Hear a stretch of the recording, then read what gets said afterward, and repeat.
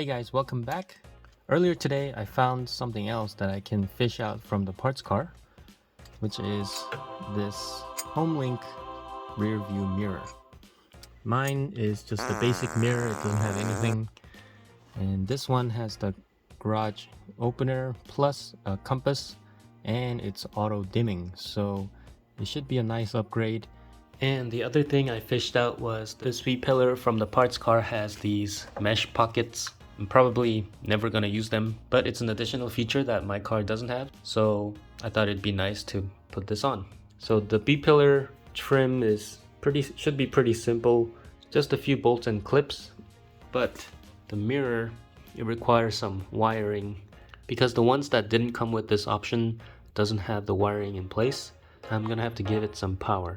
So let's get started.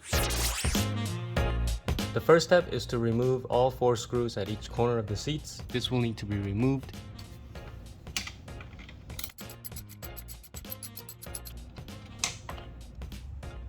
The trim is held on by these clips shown here. I don't like these clips because it always feels like I'm going to break them, but after a long battle I was able to take the trim out. I also noticed a few differences. The one from the 2003 parts car had additional reinforcements inside, and the L-shaped hole at the top is shaped slightly different. I know that in 2004, Saab had to make a lot of changes and decontented the 9.5 due to financial troubles they were having.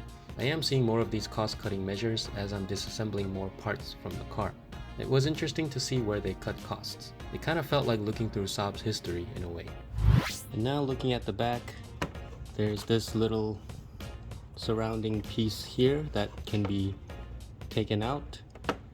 This is just held in by tabs, so you can just carefully remove it.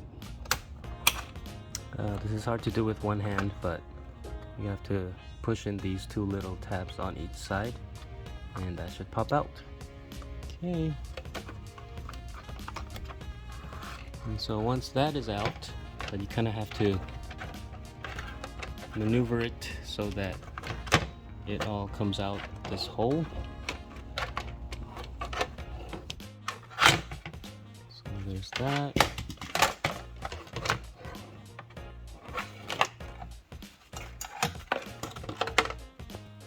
Okay. So that is completely out. Then it's a matter of doing everything in reverse order. It was a little tricky to put it all back in because of the air vent for the rear side windows. I found that putting in the air vent first, then the other clips was a lot easier. As for the mirror, I disconnected it after the harness so that I can easily take out the mirror if I needed to. But from here, the black is ground and the red is power. From what I've read online, most of the functions will work just from connecting these 2. These other 3 are for some extra functions like auto dimming, turning off while going into reverse. So first, what I'm gonna do is connect just these and see what functions I get and go from there. Oh my goodness. And with the cover off, you will see the T25 right here. Then once you remove the panel, there's one connection right here. And now you should see 3 Torx screws right there. I'm gonna tap into this connection here. I think I read. So after researching, I realized that I need to tap into the sunroof motor, not this connection here, but this connection in there. So I undid these 4 screws here, and this whole panel just comes off. And then I tapped the black and red, and I used the white wire because that's what I had, but I tapped the black and red into this connection here. So this is the connection for the sunroof motor. It plugs in like there, and from here you see the black is for ground, and there's a few red wires, but this red wire next to the black one is a constant power source, so that's not the one you want. The one you want is this red and blue at the very left. That is the switched power source, so that will turn off with the key.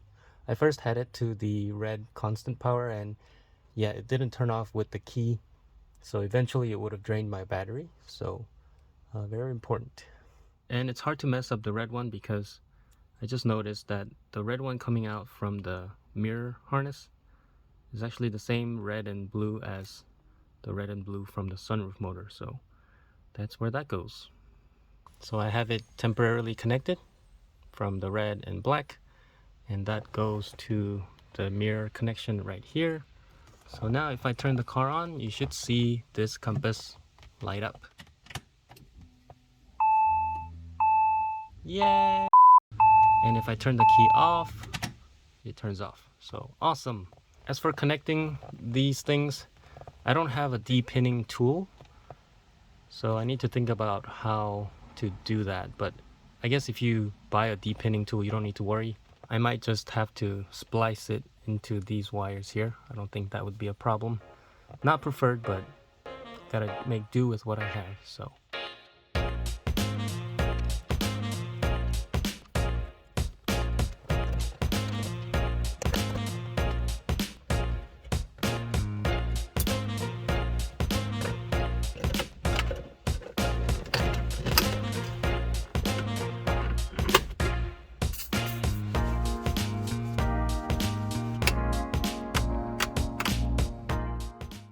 And the last thing is to make sure that it's on the correct zone. There's a diagram on the owner's manual that tells you what zone you're in. So you press this button for about 6 seconds until you see zone. There we go. And you're gonna choose which zone you're in. And that's it. I went for a few test drives to test out the compass and auto dimming function, and they all worked well, and the Homelink works too. So I won't be messing with the other 3 wires for now. I will throw up the calibration steps in the video as well. You might need to do this if the mirror came from a significantly different part of the globe, but I didn't have to do that because my parts card came from the same state I live in. With that said, that's it for this episode. I hope this helped, and I'll see you guys on the next one.